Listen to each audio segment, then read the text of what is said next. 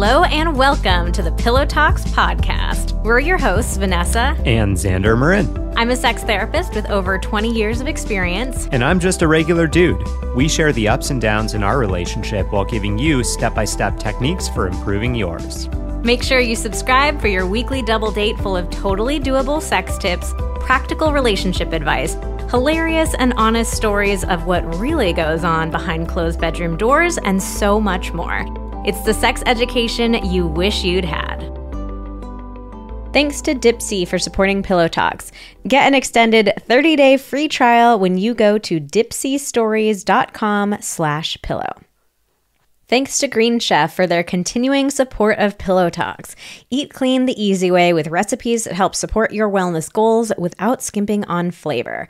Go to greenchef.com/60pillow and use code 60pillow, that's 60PILLOW, to get 60% off plus free shipping. Every time you see a male-female couple in movies, on TV shows, and the conversation somehow turns to their sex life, it's always the exact same thing. The guy is the one who wants it more. And there are often a lot of jokes about that. Like, oh my God, he's so desperate, he'll take whatever he can get. She's always having to fight him off of her because he's just wanting it all the time. But what if that's not what your relationship actually looks like? What if you're a woman who finds yourself wanting sex a whole lot more than your male partner? That's what today's episode is all about. Because here's the thing, despite the dumb jokes we've heard over and over again, the reality is that in 45% of male-female relationships, it's actually the woman who wants sex more. We were actually pretty flabbergasted when we polled our community and found that to be true. Like, we assumed, like, of course, this stereotype that men always want it more, like, that can't be true for every single couple. We have experienced in our own relationship seasons of our relationship where that was not true. But actually polling it and discovering that it was almost half of relationships, the woman is the one who wants it more, that was a little bit mind-boggling to us.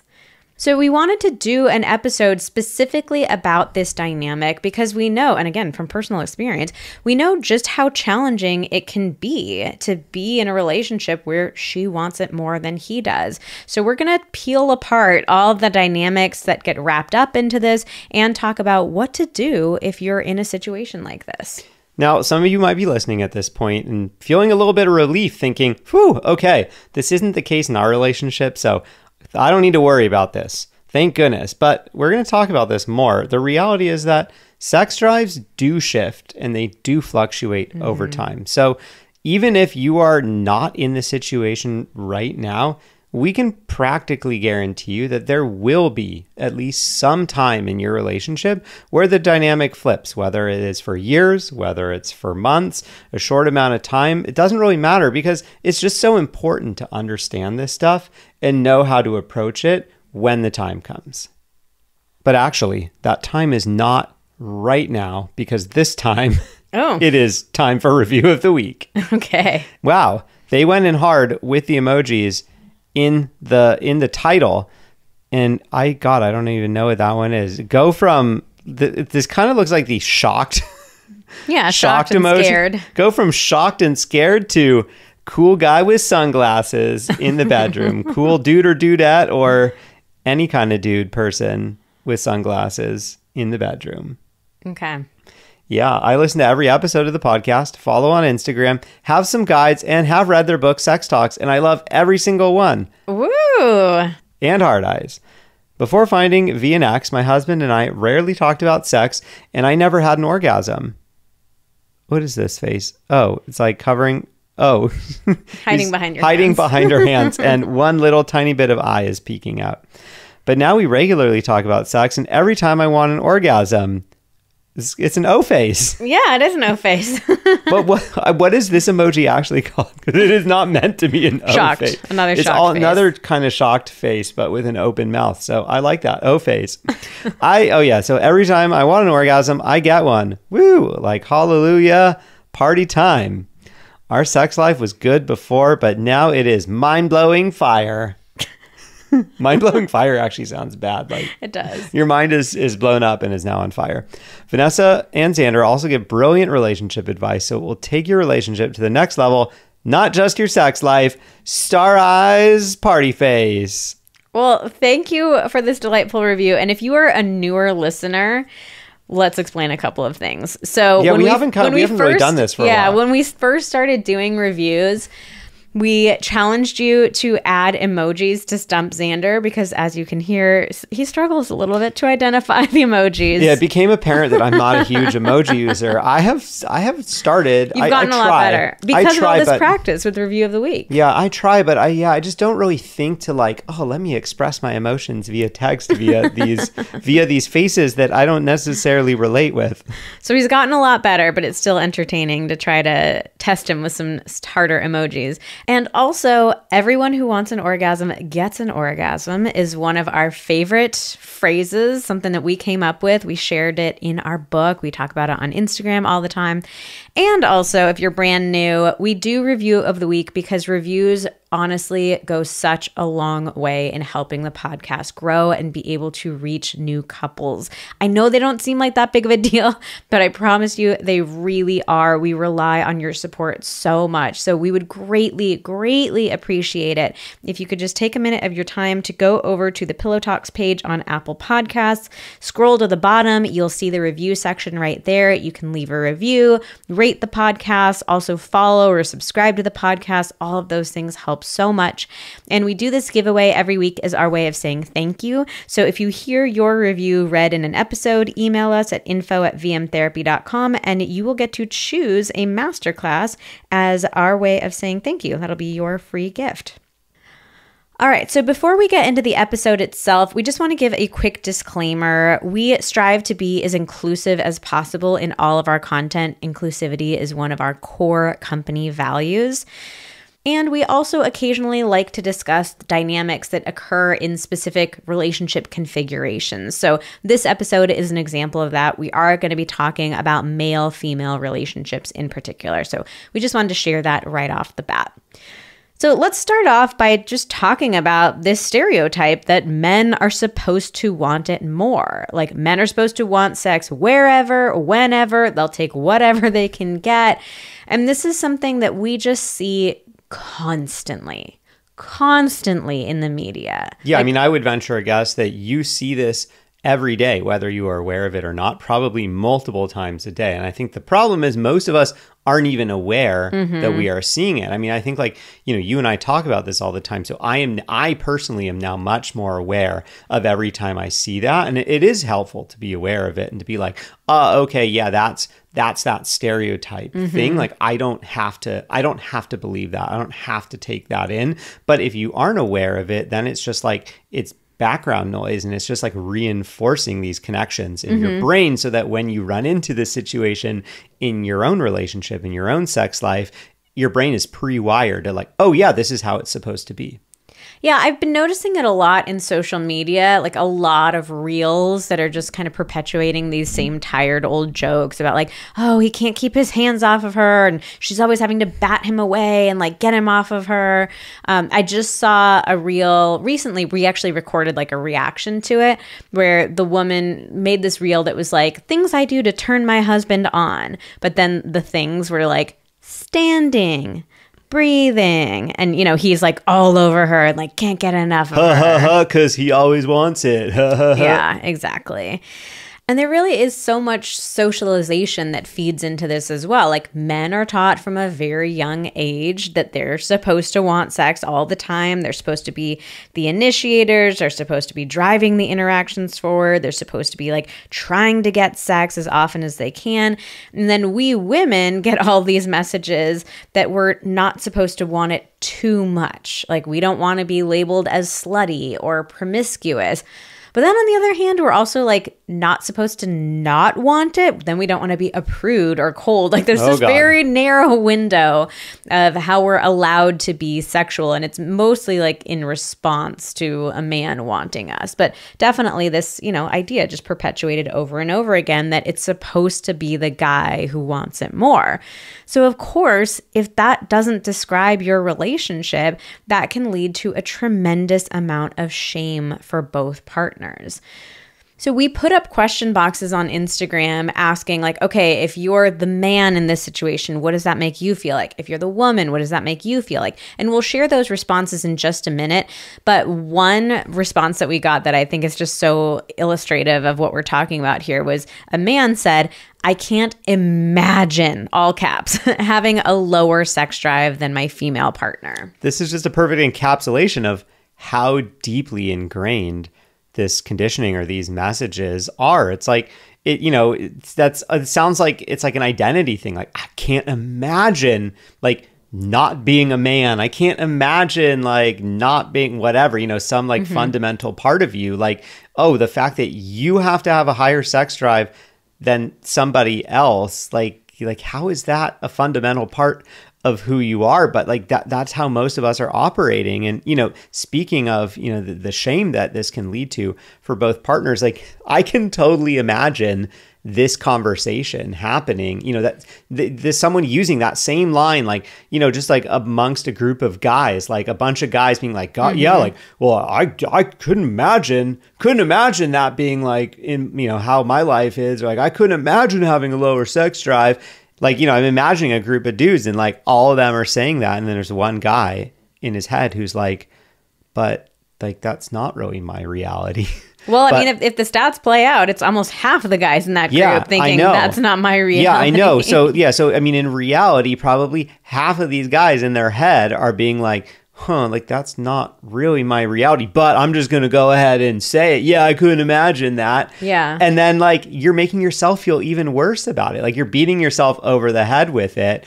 It's not true, and yet you're going out and projecting, this thing that it is true, and so you end up just coming away feeling ashamed and bad about yourself. Yeah, and then the same conversations happening amongst women, like a group of girlfriends all together, and someone starts joking like, oh, he can't keep his hands off me, he always wants it, like he's obsessed with me, and half of the other women thinking like, oh God, that's not me, but feeling this pressure to like to want to be like everyone else, like, oh yeah, me too, like, oh, he's all over me all the time, like, oh, he's so annoying sometimes. So it just, it's such a difficult situation, like because we don't talk about these kinds of situations. And again, this is so mind-boggling. It's like almost half of relationships are this way, but we don't talk about it openly.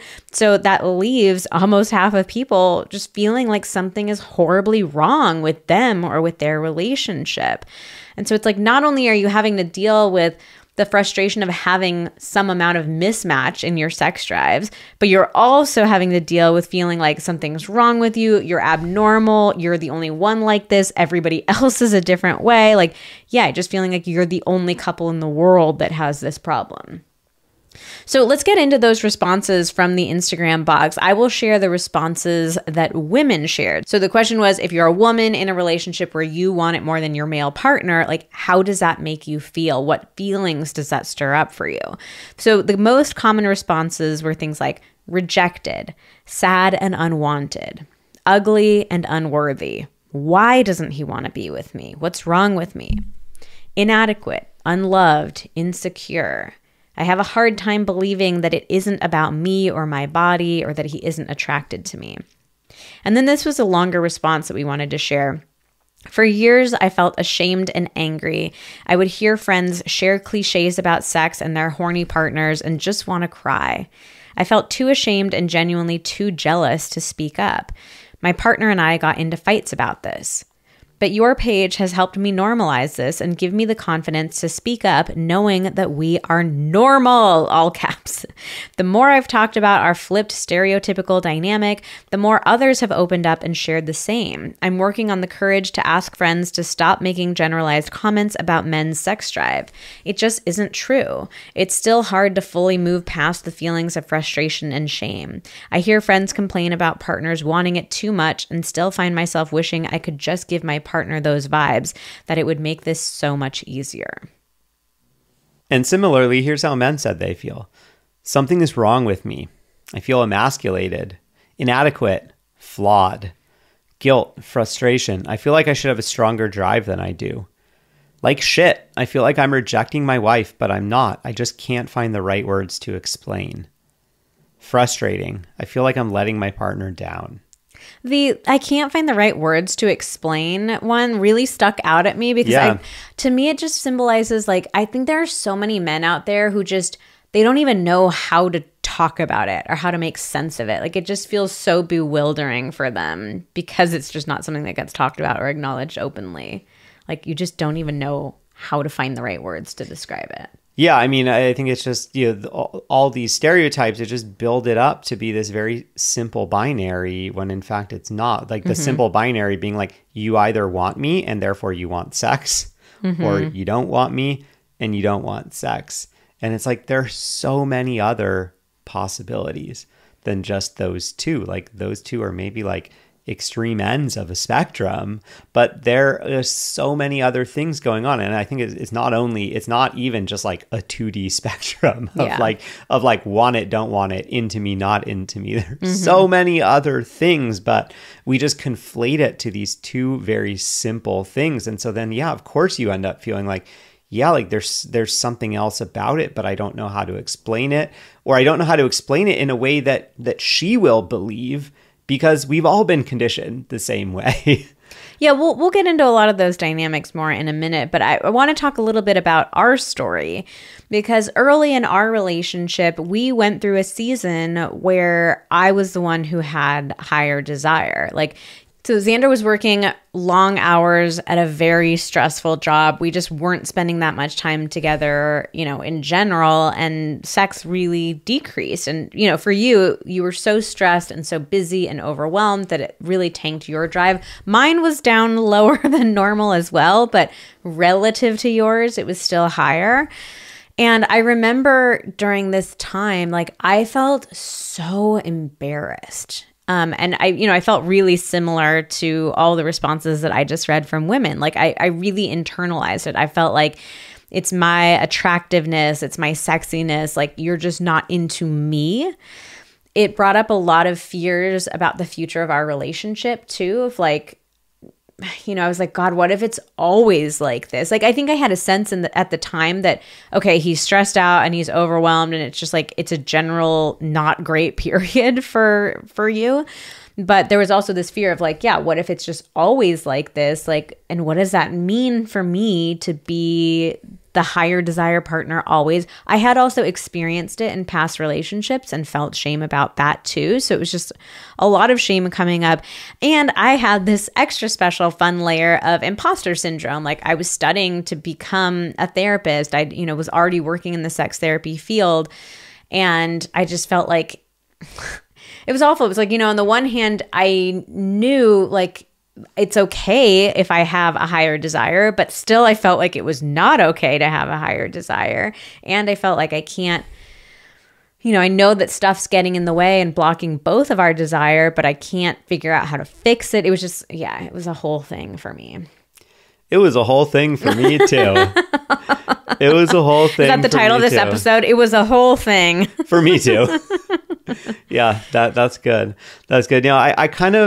Vanessa asked me to think about this to sort of summarize my experience. And so I sort of laid it out almost like in a timeline of what my experience was going through that at first. So the first thing that came up was me just sort of trying to rationalize it or explain it away. I think the very first time that we kind of vaguely talked about like how much are we wanting sex right now? And like, oh, it's like, remember when we were first dating and like how much we were doing it all the time? And like, obviously it's a bit different now. And I remember trying to explain it away, kind of like, oh, well, like, when we first started dating, I wasn't getting sex regularly. So it was novel and it was exciting. And now like we've moved in together and now it's like, and then which made me feel awful because I'm like, oh my God, like, so I don't feel special anymore. I'm just like, oh, you can have me whenever you want me. But that's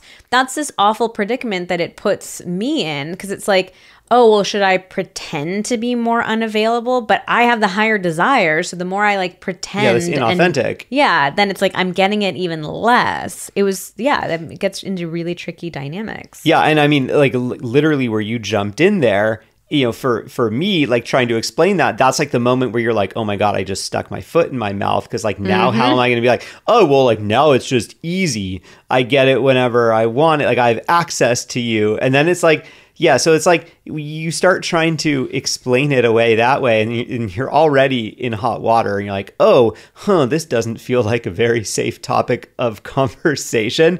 So, then that started shifting. I started unknowingly making hurtful jokes about Vanessa's desire, kind of making fun of, moments where it seemed like, she was horny or something like that. And it wasn't until later that I really started to understand, like, oh, like that was my way of deflecting, like from, it was a way of deflecting it back on her so that I didn't have to feel any of my own insecurity about that, or so that I didn't have to say no. It was like, oh, well, let's like preempt, any kind of situation where I might have to say no, and just kind of be like, oh God, like why are you horny right now? That's weird.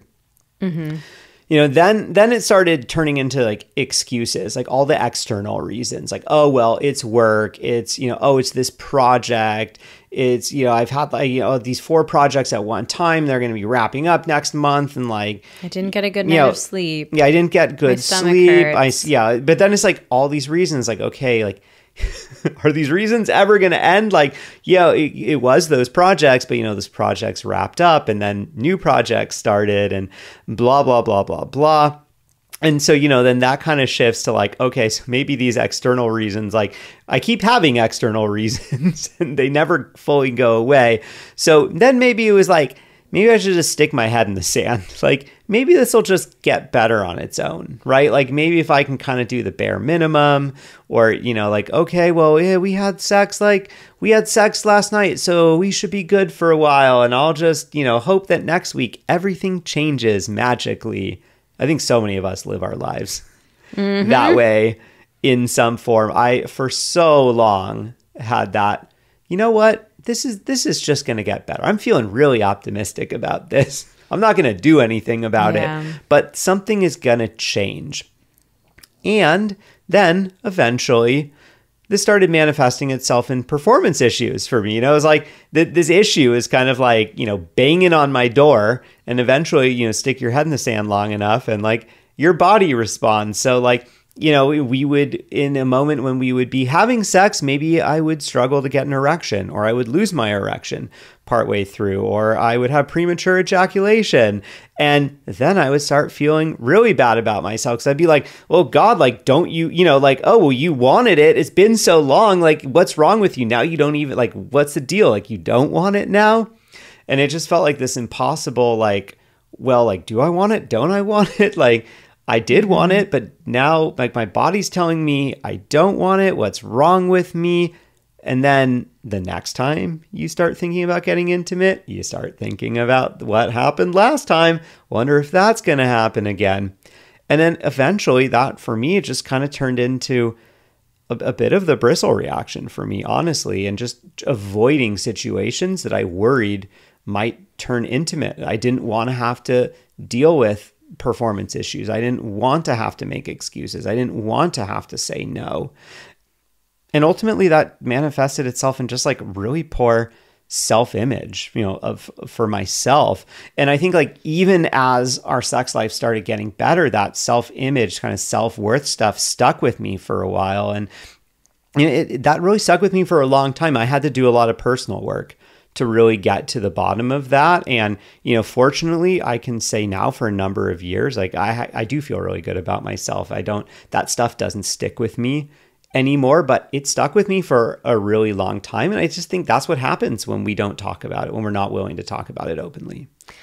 Yeah, so the TLDR of our story is it was a whole thing. It was a whole thing. It was a whole not a lot of fun. Yeah, I mean, we could do a whole episode just like talking through that stage of our relationship, but we wanted to be able to focus on this topic in a more broad sense, but also just be able to share with you guys like this is something we've been through. Oh yeah, we know what we're talking about. Like we are all too familiar with it.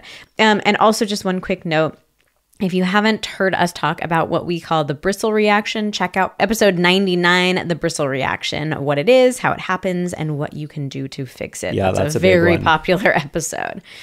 Before we go any further, let's tell you a little bit more about Dipsea. We've been getting so many DMs from you guys about Dipsea, so it seems like you are loving hearing about them as much as we are loving having them as a podcast sponsor.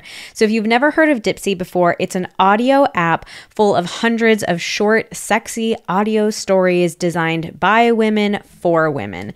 So it's just a really fun app to listen to. Like these stories are very sexy. They're very enjoyable to listen to. And I think it's a perfect podcast sponsor for us because listening to audio stories can be a great way to turn yourself on. So if you feel like you're just missing that spark within yourself, you're just like wondering what happened to your drive, you're not feeling like that vibrant, excited, passionate version of yourself that you used to be, or maybe you feel like you've never been, or maybe you're in a different situation where like you and your partner want to be intimate later that night and you want to get yourself excited and in the mood. Like Dipsea is just such a great app to play around with. They bring these scenarios to life with immersive soundscapes, very realistic characters. So there are stories about second chance romances, adventurous vacation flings, and some hot and heavy hookups. They're also a really great just values match for us. They are radically inclusive. They have stories for straight and queer listeners. 56% of the stories are voice acted by people of color, and they are releasing new content every week. So if you find some favorite stories that you like and you just want to play those over and over again, that's cool. But you can also find something new to explore every single week. And they've even been expanding into more like wellnessy types of stories. So you can find soothing sleep stories to lull you to sleep. There are wellness sessions, and they're even adding written stories too. So there's just so much to check out. We really love this app. We love hearing your stories of how it's just getting you fired up and feeling sexy and excited again. And the best news is that for listeners of the show, Dipsea is offering an extended 30-day free trial when you go to dipseastories.com/pillow. So you can check out 30 days of full access for free when you go to dipseastories.com/pillow. That's dipseastories.com/pillow. Let's tell you a little bit more about Green Chef. So this past week, I really put Green Chef to the test. You might have heard us say before that we get Green Chef every single week. We love using them as our meal prep delivery service. And the way that we break it down is I prep all the ingredients, I chop, I get everything in order, and then Xander cooks, especially the meat. I am not good at cooking meat. So you cook all the stuff. I'm like your sous chef. And we love breaking it down this way. It makes it super easy. It makes meals just come together so quickly. But Xander was out of town. Uh-oh. And so I had to do all of the Green Chef by myself. How'd the meat go, babe? I am very proud to say I killed it. I'm sure you did, because Green Chef gives very straightforward, easy to follow instructions, right? So it couldn't have been that bad. I followed the instructions. I cooked it all myself, even the meat. I did a great job. I had wonderful meals that I got to enjoy on my own. I will say, usually when you go out of town, my eating is pretty sad. But thanks to Green Chef, I was able to keep eating healthy and eating well. I think my favorite meal that I had was It was like Memphis barbecue chicken salad. So I like cooked Yum. the meat and all these spices and barbecue sauce. There were some pecans in there, some tomatoes. It was really, really good. And again, very easy to put together. Someone like me who's not a great chef on my own, I was able to put together a delicious meal. Yeah, I'm jealous. Sounds like you ate a lot better than I did on my trip. I probably did, actually. So we really enjoy cooking with Green Chef. They are the #1 meal kit for eating clean, and you can go to greenchef.com/60pillow and use code 60pillow to get 60% off plus free shipping. You can kickstart your clean eating routine this September with 80 plus weekly options featuring nutritionist approved and foodie approved recipes. Choose from 8 meal preferences, including new quick and easy, calorie smart, delicious discoveries, and plant-based options. Green Chef delivers everything you need to eat clean the easy way. Go to greenchef.com/60pillow and use code 60pillow to get 60% off plus free shipping. Okay, so next, let's talk about the ways we make it worse. So we tend to do that. Most do. of us, unfortunately, despite good intentions, I think most of us unknowingly make these situations way harder on ourselves and way worse for ourselves. Mm-hmm. So the first way that we make it worse is by not talking about it. Yep, don't stick your head in the sand. Don't do what I did. You know, if you're not talking about it, it just becomes this elephant in the room, and it becomes more and more awkward because you both know what's going on. Like, you're not fooling anyone. You're not fooling anybody. Like, not talking about it is never the solution to anything in life. It's like you're not hiding, you're not fooling anybody. Like, you both know what's going on. So not talking about it just makes it even weirder, even more awkward, even more difficult to overcome. Another way we make it worse is by making jokes, and I put that in little air quotes as I said it, trying to like use humor or trying to deflect the situation. So like women will make jokes about their partner being like kind of wimpy, or even make jokes about him being gay. That's something that I heard a lot as a sex therapist. And just to be totally clear, like, we do not think there's anything wrong with being gay. We do not like seeing like being gay being used as like an insult to people. But, you know, a lot of women were like, oh, well, if he's not like, you know, trying to rip my clothes off every moment of the day, then maybe that means he's secretly gay. And then men would make jokes about like, oh, well, she's like a guy in the bedroom or that kind of thing. So it's like just any sort of joking, any sort of mean-spirited joking, like obviously this is not making it any better. It's making it way worse. Yeah, and then like I was just saying, you know, from my experience, this is something I did, and a lot of men do this too, is turning it around on their partners. Because here's what happens. Like, guys can often identify how it makes them feel, knowing that, you know, their sex drive is not seeming as high as their partners. Like, you know, like all the things that we read, like, I feel like shit, I feel emasculated, I feel like something is wrong with me. But the thing is they struggle to sit with or to process those emotions. I know that was how it was for me. I could very quickly tell you, yeah, I don't like this. This sucks. But it was that discomfort of like, I don't know how to like sit here dealing with this because it's not going to go away immediately. And so instead of processing those emotions or talking about those emotions, they lash out at their partner instead. Like, why are you so horny? Like, what's wrong with you? Like, why are you acting like such a guy? And that just further reinforces to the partner that something is wrong with her. Another thing that women often do is trying to repress their own desire. And this is something that I experienced myself too during that time. But I wanted to read a quote that somebody sent in over Instagram. One woman said, "In response to my partner's low sex drive, I learned to repress mine so it's not such a big discrepancy. I was rejected so much that I stopped initiating altogether. I just wait for him to want sex. He blames low T and being old and tired and makes it seem like I'm ridiculous for wanting it all the time." So yes, the external excuses and then and then Yeah, there's making a her lot feel wrapped, bad about it. There's a lot wrapped up in that one story, but I think that, what I was really paying attention to was I learned to repress mine so that it's not such a big discrepancy. I shut it down. I wait for him to initiate. It's just, really cutting yourself off from a really wonderful and beautiful part of who you are. Like, our sex drives are such a great part of our identities, that to feel desire, to want to connect with another person, like, that's a beautiful thing.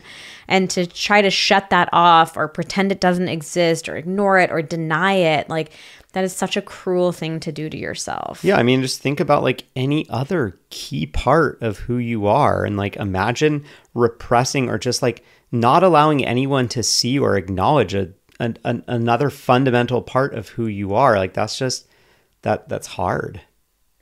And similarly, a lot of women will withhold initiation. And this is something I also did at the time as well. Hey, let's turn it into a game. Let me show you what this is like. It's like testing your partner. Like, okay, well, if I don't initiate, how long will he go until he initiates it? And it just turns into this awful game where, again, coupled with the not talking about it, but you both know what's going on, like, it's just terrible. So withholding is never the solution. And again, I understand the instinct to do it. It's like, initiating sex is wildly vulnerable. That's why we created a whole course all about this. But, it's natural to like want to protect yourself from that vulnerability and just say like, well, I don't want to do it. And especially if you feel like there's a high likelihood I'm going to get turned down because my partner doesn't want it as much as I do. Like, of course it makes sense to want to protect yourself in that way. But again, it turns into you denying a part of yourself, you denying these like really beautiful, normal, natural desires for connection that you have. And it turns into like, this really gross game that you end up playing with your partner that doesn't feel good for either of you. So let's talk about the reality of sex drives in relationships. The most important thing that we want you to get from this entire episode is that it is normal for the woman to want it more. I hope that at least that 45% statistic helps you realize you are not alone. This is so much more common than you think. But I also really want you to understand that it's totally normal. There's nothing wrong with you. There's nothing wrong with him. There's nothing wrong with the relationship if she's the one who wants it more. So here's the thing about sex drive is that in every relationship, couples are going to have mismatched sex drives. Like, it would be too weird of a coincidence that every single time one of you wanted sex, the other magically wanted sex in that exact same moment. You guys wanted the same kind of sex in that exact same moment. Like, it's just not realistic. And I know we always go to the food comparisons, but they're just always so good. Like, you and your partner don't always want the exact same food all the time, right? And like, we don't get ourselves worked up about like, oh, are we incompatible? Like, I wanted Italian and he wanted sushi. Like, I really want to encourage people to think of sex drive in the same way. Like, we feel desire for sex just like we feel desire for food in different moments in different ways, and that's okay. And if we dig into this a little bit more, like, sex drives are also relative. So I think we can get ourselves into trouble putting labels on ourselves like, oh, he's the higher desire partner or she's the higher desire partner, because it's relative to the specific relationship that you're in. So you could be the higher desire partner in one relationship, but the lower desire partner in another. So there is no like right or wrong when it comes to sex drive, and there's no like scale. Like, there's no like, oh, I have an 8 sex drive and he has a 4 sex drive. It's like, it's so relative from relationship to relationship, and even from day to day. Like, there might be days where your sex drive feels like it's through the roof, and then there are days where you're like, normally I'm pretty high desire, but like, you could not pay me to have sex today. Yeah, I mean, I think a lot of people try to conceptualize it in terms of like, oh, how often, like, how many times a week do you want to have sex? And it's like, yeah, but like, that's not that helpful, especially like at the beginning of a relationship. Because like, what does that actually mean? Like, there's so many other factors that go into it. And also like, if you've been in a number of relationships, like I would venture a guess that like, you tend to kind of fall into an equilibrium with every partner. And it's like, maybe with one person you wanted it every night of the week, and with another person you wanted it twice a week, or whatever. I'm just throwing out random numbers. So it's like, I think if trying to reduce it down to just a number isn't very helpful, then it actually feels kind of impersonal, because it's like, oh, well, he said he wants it 3 times a week. We've only done it twice this week. There's only one more day left. We better do it or he's going to be unhappy. Yeah, exactly. And also, like, sex drives fluctuate from day to day. Like I just gave that example, but also like throughout different seasons in your relationship. So obviously we shared about this season where I was the higher desire partner, but we've also had plenty of seasons where Xander was the higher desire partner, and plenty of seasons where it felt like our sex drives were like really on the same page. So I just think like overall, be careful about the language that you're using to describe it. Like, even if you're just thinking about it on your own, like, don't label yourself the higher desire partner, or don't say things like, I always want it more, because it changes so much. It's so relative. Like, we need to see it as being more fluid and flexible. Otherwise, we're going to lock ourselves into these roles. Yeah. I mean, I can speak from experience there, and that, I think, that did a lot of damage to me for a long time. I characterized myself because that's how I thought of it. That's how we talked about it together. This was before we really knew any better. But I just felt, I have a low sex drive. I'm the lower sex drive partner. And it felt in those moments, I think even when we started talking about it with some more nuance, and, you started talking about like, the relativity stuff, there was a part of me that was like, kind of like mean voice in my head, like, all right, Xander, like, let's be real. Like, you're never actually going to feel like that, right? Like, how could this ever change? Yeah. And I mean, it wasn't until I did a lot of work to really, to learn how to kind of accept that, there's that, whatever, that malicious voice there. I don't have to listen to it. And then it's like, one day you kind of wake up and you're like, maybe the tables have kind of turned. But it wasn't until I was able to stop listening to that I, had any chance of breaking out of that. So we also want to talk about sex drive and attraction. I think especially when we're in a season of a relationship where it feels like our sex drives are mismatched, or there's some sort of conflict around our levels of desire, like it's very easy to boil sex drive down into thinking that it's just about attraction. And again, this is yet another dynamic that I did myself. I get it. It's like, it's just such an easy path to thinking, and especially if you're a woman, it's such an easy path to like, he doesn't want to have sex with me. That means he's not attracted to me. Like, he doesn't think I'm sexy. He thinks I've gained weight. He doesn't like the rolls that I have on my body. He doesn't like the way my genitals look or smell or taste. Like, we go straight into that area. But it's just not helpful. So first of all, it's not true. Like, I can tell you as a sex therapist, like, your partner's desire and your desire, they are wrapped up in so many other dynamics than just attraction. Like, of course, attraction feeds into desire, but especially in long-term relationships, like, it plays a much smaller role than most people realize. So your sex drive is going to be, and your partner's sex drive, they're going to be affected by things like their stress level, their mental health, medical conditions, medications. There can also be a lot of relationship dynamics, like lack of emotional connection, maybe not liking the way that sex gets initiated, not feeling very much pleasure during sex. Okay, so not only is it just not true that it's not about just attraction, but when you turn it into just attraction, that puts so much pressure on your partner's shoulders. Because now he's in a position where he's feeling guilty and self-conscious and broken because he's not feeling very much desire. And he's also feeling like he has to prove to you how attractive you are with his desire. So it's like his desire, it's not even about him anymore. It's about proving something to you. And that dynamic of like men having to prove attractiveness to women, like That's a struggle for men, even if we take this whole sex drive thing out of it. Like, this is one of the most common dynamics that comes up in male-female relationships, where women, like, we're so freaking hard on ourselves, and we've been socialized to be that way. It's not our fault. But like, we're always feeling self-conscious of like, I've gained weight, I don't look good, my stomach is making little rolls, when I twist in that position, it's weird, my genitals smell bad, they taste bad. And so men are already like, they have to spend a lot of time and energy like trying to convince us that we're attractive, which I think is like a really hard thing to do, you know, just for a man in general. But then it's like, yeah, if you add that extra layer of like, now I have to prove it to you with my desire or with my erection that I'm attracted to you. And there's even this dynamic of like, so many of us women, we fight off men's attempts to like assure us that we're attractive. Yeah. Like, this is so freaking, he's like, you're so sexy, I'm so attracted to you. Stop saying that. Don't say that. No, I'm not. I look awful today. I've gained 20 pounds. Don't say that.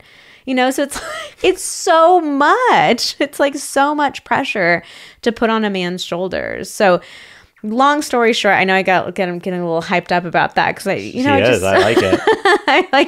I feel like, and again, it's because I've done this myself too. I've been on the other end of it. I get the self-consciousness that comes up. I get we just want that reassurance, but I promise you it's not helpful. It's not working, and it's putting so much more pressure on your partner's shoulders. So don't turn it into this matter of just attractiveness. Don't ask him like, oh, you're not attracted to me anymore. Oh, you've noticed how much my body has changed. You don't like my mom bod. Like, you're not into me. Like, don't turn it into that. It's not going to help either of you, I promise. Okay, deep breath, Vanessa. Let's talk about what to do. We're obviously not going to just like leave you hanging here, like wondering what to do. So our first tip is going to be no big surprise to anyone. Talk about it. You have to talk about it. Get that elephant out of the room. Like, you both know what's going on. Just acknowledge what's going on. So I think listening to this episode together can be a great starting point. Like, listen to this together, pause it at certain points, talk about like, do you agree? Do you disagree? What do you think about what they just said? Like, use this podcast as a conversation opener with your partner.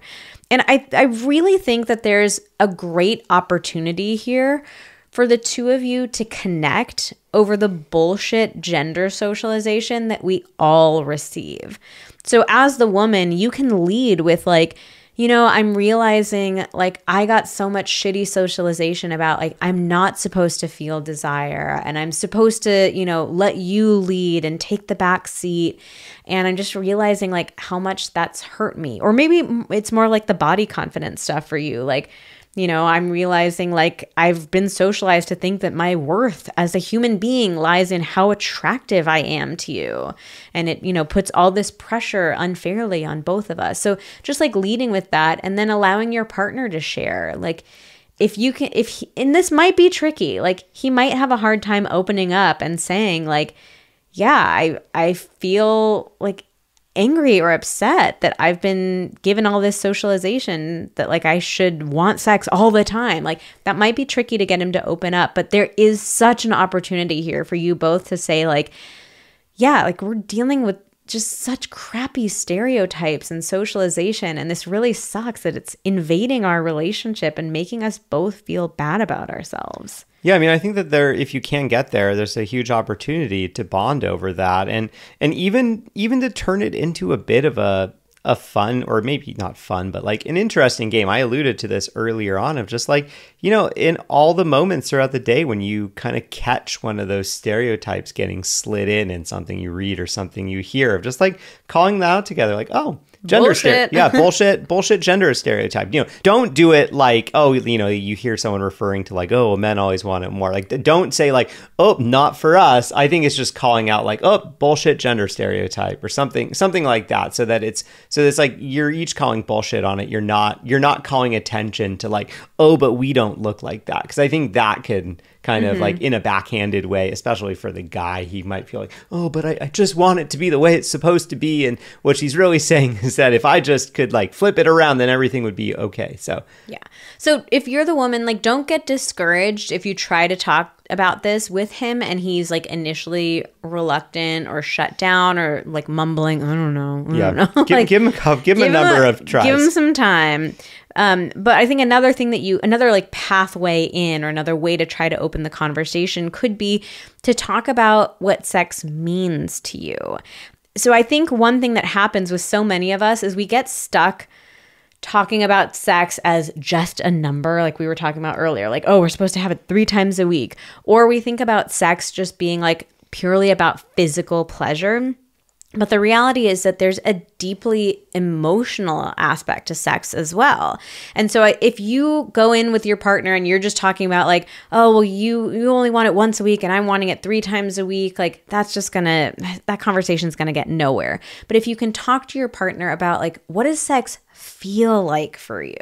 What is the emotion that comes up for you? What is it like before, during, and after sex? So being able to share with him things like, I feel so close to you, or I love that sex is something that only you and me get to share with each other, or I love how goofy and silly and playful we are during sex. Like talking about it more in that emotional sense is going to be such a better conversation.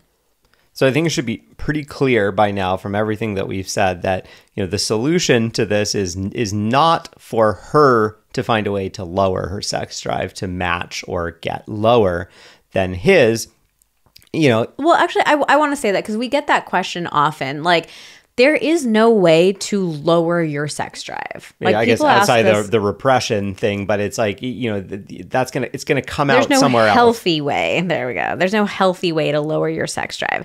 There are healthy ways to increase your sex drive, though. And if he wants to have a higher sex drive, there are things that he can do. But the key word here is like, if he wants to, like if he's happy with where things are at, he doesn't have to increase his sex drive. It's not like Vanessa was saying, it's not like, oh, well, you need to lower your sex drive or you need to increase your sex drive. Because the reality is like our sex drive, well, one, like we can't ever get to this perfect state where our sex drives are totally even. But at the same time, like our sex drives are also not fixed. Like it's not just like stuck wherever it is. Like, we can do things to work on it. And we're here to normalize working on your sex drive. And, one of the things that you could listen to if you want to work on your sex drive is episode 76, How Much Do You Really Want It? The sex drive episode. So like I was saying, like there's no healthy way to decrease your desire, but she can find other outlets for her desire, namely masturbation. Like I think masturbation is just such an underlooked tool for mismatched sex drives. Like, of course, when we're wanting intimacy, like we're also wanting closeness and like emotional intimacy as well. So you're not going to be able to have the exact experience that you would be able to have with your partner on your own. But if it is a situation of like, yeah, I'm just horny, I need a release sometimes, and like we're not, fully on the same page, like masturbation is the best way to even out those mismatches in your sex drive. Yeah, I mean, and hopefully you can get that just, physical intimacy or emotional closeness in other ways that doesn't necessarily have to always be sex. Now, I think that's a totally separate issue if what you're running into is like one partner doesn't want enough emotional closeness. And I think that's a topic for another separate episode. That is a whole separate episode. That's a whole thing. But yeah, it's like, if you can have that emotional closeness, hopefully, you can kind of, ease some of that, I don't know, physical pressure, so to speak, with the masturbation. And another vastly underlooked technique for balancing the scales a little bit is working on improving your initiation. I think this could be for either the partner who, identifies currently as the higher or the lower desire partner. I think that so often we initiate in these roundabout ways, these unclear ways, or we avoid it altogether. And that just exacerbates the issue of feeling like one person has a different drive than the other, because it's like, in the times when you do want it, you don't know how to initiate, or you don't initiate, or you don't do it in the right way. And it's like you're shooting yourself in the foot, or you're not even doing it at all when you do want it. And then maybe even the person with the lower sex drive struggles to initiate, and you're missing, opportunities to have more sex with them, to actually have a different experience than just feeling like you're at opposite ends of the sex drive scale. And I think this is especially important for women. Like, as women, we do not get taught how to initiate. We're not supposed to initiate. Like, the guy is supposed to be the one doing it all the time. So, I can't say men are taught that well. Yeah, I know, to be fair. But like, yeah, there's just all this belief that we have that like we should never have to be the ones to do it. And so we don't do it, we avoid it, or we don't know how to do it. So we do it in these like strange or awkward ways.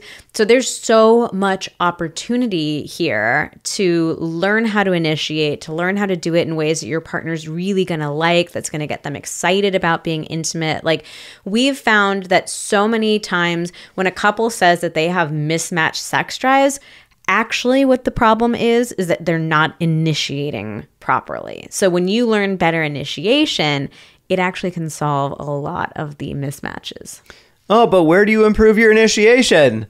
That would be our course, The Art of Initiation. Of course we have a course for this. Of course we have a course. Yeah, The Art of Initiation helps you and your partner finally understand what you both need to feel enthusiastic about intimacy. And then once you understand that, how to do it in a way so that you both feel that enthusiasm, you both feel that connection and that excitement. So if you want to check that out, it is at vmtherapy.com/initiation. We're also going to put a link in the show notes. We've gotten so much incredible feedback on this course, especially from women who identify as wanting sex more. Because like Vanessa was saying, women typically are socialized to not initiate or feel uncomfortable with rejection or whatever it is. And we break all that down in this course and show you how initiation doesn't have to be this big, scary thing, especially if you go through our process of figuring out exactly what the best ways to initiate are in your relationship.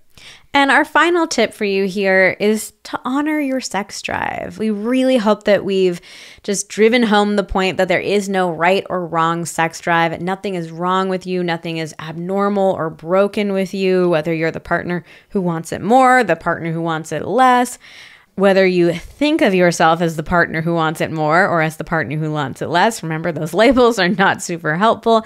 But yeah, we just want you to acknowledge that like, your sex drive is your sex drive. And yes, it's going to be fluctuating. It's going to change. It's going to evolve. It's not this fixed number, but don't pressure yourself or like feel like anything is wrong with you. Like, if you just naturally have a higher desire overall in most seasons of life than your partner does as a woman, like, that's okay. It's normal. It's fine. All right. Well, that's all for today's episode of Pillow Talks. Thank you so much for listening. Join us again next week when we talk about unwanted touch in relationships.